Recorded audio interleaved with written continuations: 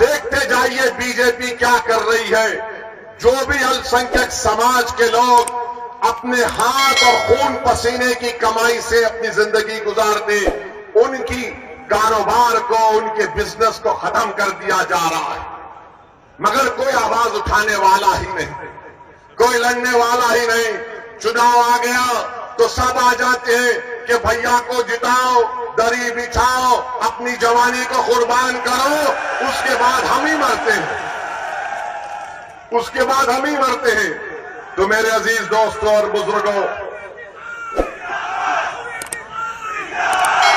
मेरे भाई आप सुनिए, हाँ जिंदा है, आप भी जिंदा है, हम भी जिंदा है। हम और आप जब तक जिंदा है उस वक्त तक कयामत नहीं आने वाली, अल्हम्दुलिल्लाह।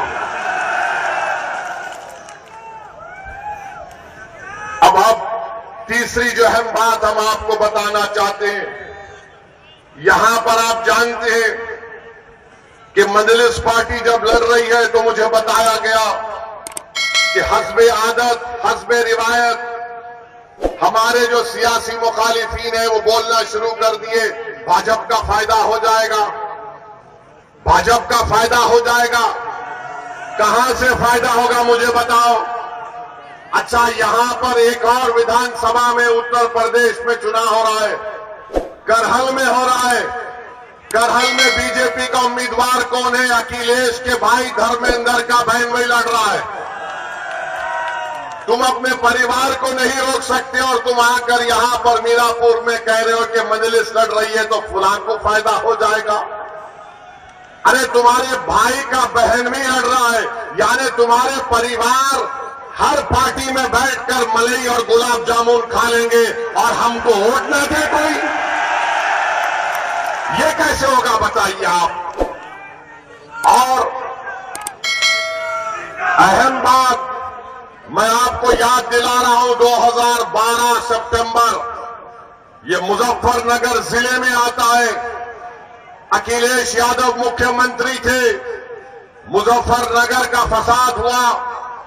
आजादी के बाद सबसे ज्यादा अल्पसंख्यक समाज के मुसलमान अगर बेघर हुए 50,000, इसी अखिलेश यादव जब मुख्यमंत्री थे बेघर हुए थे। जो खेतों में रह रहे थे, पर्दों के टेंट में रह रहे थे, और यही अखिलेश यादव मुख्यमंत्री थे जब 50,000 लोग बेघर हो गए थे। किसी के माओं की इज्जत लूट ली गई, किसी के बहनों को कत्ल कर दिया गया। आप कैंपों में जिंदगी गुजार रहे थे और अखिलेश यादव सैफई में उत्सव मना रहे थे, मुंबई से एक्टरों को बुलाकर नाच गाना करवा रहे थे। यही अखिलेश यादव थे जिन्होंने बुलडोजर चलाया था उन रिलीफ कैंपों के ऊपर। तो मेरी आपसे गुजारिश है कि याद रखिए, यही समाजवादी पार्टी की हुकूमत थी, यही मुजफ्फरनगर का इलाका था जहां पर यह हुआ था। और जब मुजफ्फरनगर का कांड हुआ, कौन उन कैंपों में जाकर फिरकर उन गरीबों की मदद करने के लिए आया था? मैं 3 दिन इस कैंपों में रहा, जाकर देखता रहा। उस जमाने में मैं आया और हमारे दोस्त शाहनवाज साहब थे, मरहूम जफरयाब जिलानी साहब के साथी थे।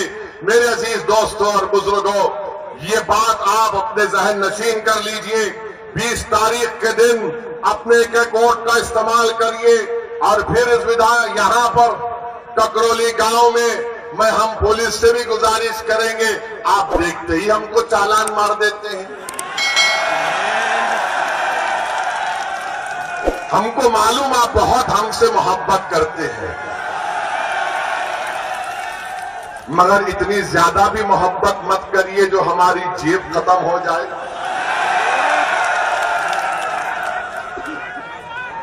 मेरे अजीज दोस्तों और बुजुर्गों, और फिर आ जाइए, आपके मुख्यमंत्री बाबा के ऊपर भी कुछ बोलना पड़ेगा। आजकल बाबा महाराष्ट्र में फिर रहे,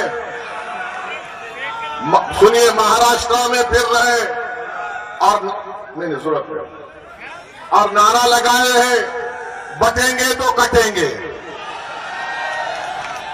बटेंगे तो कटेंगे बोलते हैं। मैं उत्तर प्रदेश के मुख्यमंत्री से वो चैलेंज कर रहा हूं झांसी में मेडिकल कॉलेज में 10 मासूम बच्चे जलकर मर गए।